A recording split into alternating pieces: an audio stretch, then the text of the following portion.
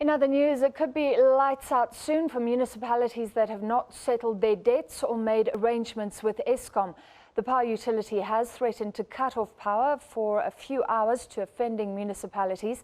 Earlier this month, Public Enterprises Minister Lynne Brown pleaded with the power utility to extend the deadline until tomorrow to allow the municipalities to make a plan. Eskom was to announce today which municipalities are still in arrears. It will issue the schedule for the next round of interruptions of the affected municipalities tomorrow.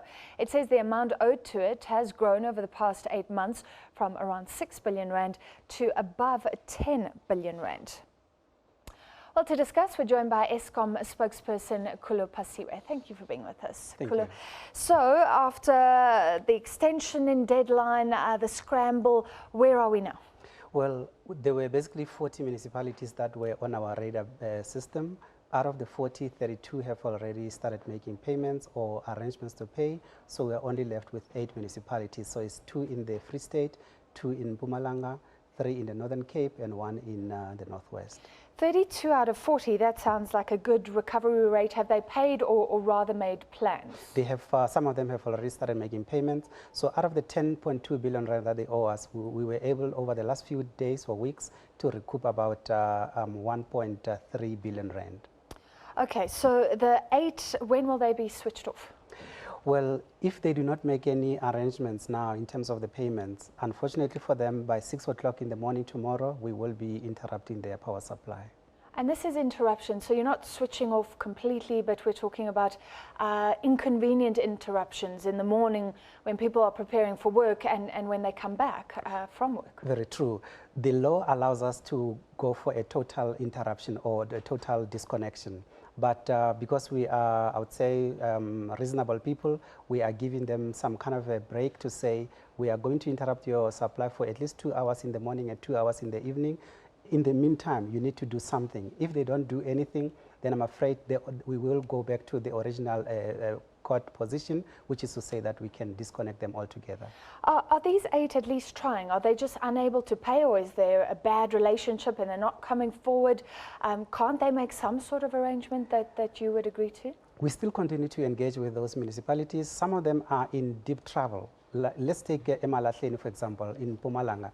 Emalahleni owes Eskom about 1 billion rand. So in total, the amount is 949 million. For them to pay that amount of money in one go, obviously it's going to be an uphill battle. So the least they can do maybe is to give us maybe say a fraction or a portion of that amount and then sign an agreement as to how they're going to pay the remainder. The good news, though, is that the provincial governments of all these municipalities have already intervened on their behalf. They are speaking to Eskom. That's why I'm comfortable and confident that possibly before the end of say before midnight tonight, there could be some resolution on this matter. Okay, so they still talks actually 100%, yes. Our intention is not to disconnect people just because we can.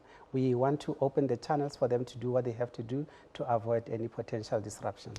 How did we get to this situation? You say one municipality owes 1 billion rand. That means it's been allowed to go on for a while. How long does that take to get to 1 billion rand?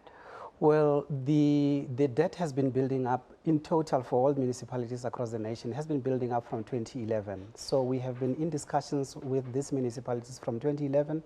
Unfortunately, some of them, they had been defaulting, despite the fact that we have been giving them sort of extension in terms of the deadlines and whatever, but they have failed until now that we said to them, we cannot take it any further. We therefore have to take action against you.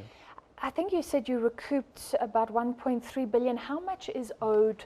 And this figure above 10 billion, does that relate only to municipalities? It's only related to municipalities. So in total, as you correctly say, 10.2 billion rand.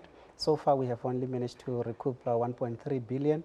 And this excludes Soweto. Soweto alone owes Eskom about 5 billion rand in terms of arrear debt. So we still have an uphill battle for us to recoup the money, but it has to be added at this point that we are not going to write off any of this debt. So municipalities, including people in Soweto, they have to start making arrangements, otherwise we're going to interrupt their power So supply. explain Soweto to me. So the 5 billion is part of the 10.2. Soweto is a standalone. So in addition So it's to not part of yes. the 10.2. So because I've heard Soweto alone owes about 10 billion, and I think that figure came from Eskom at one yes, stage. essentially the Soweto debt, you remember, arrear debt is 5 billion rand, and the current debt is another 5 billion rand. So in total, Soweto debt would be 10 billion, including both arrear and current debt. But collectively, municipalities in South Africa, including Soweto, would owe Eskom about 20 billion rand.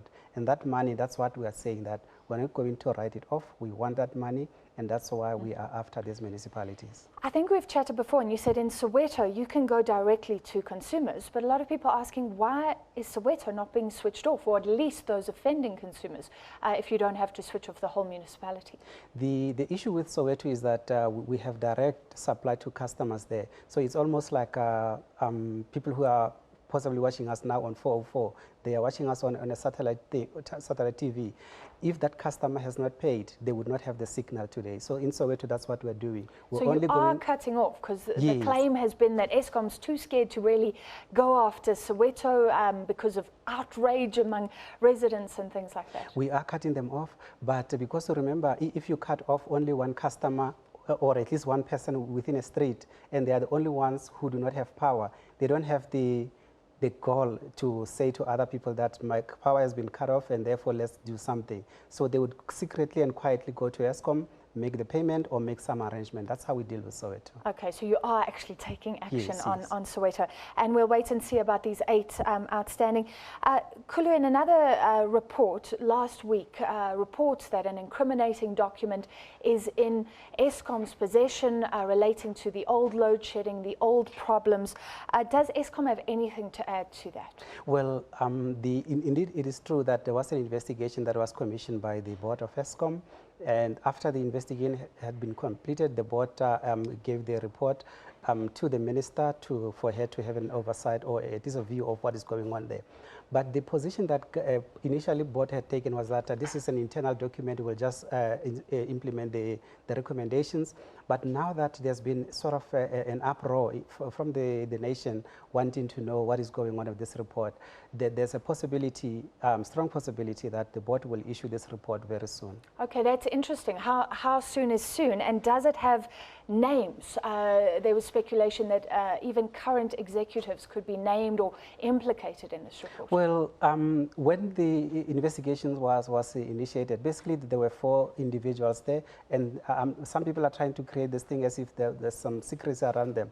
It was mentioned in that report when we instituted it that Mr. Koko was there as one of the people who were suspended.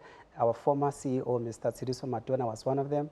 Our former financial director, Ms. Solofelo Molefe, was there.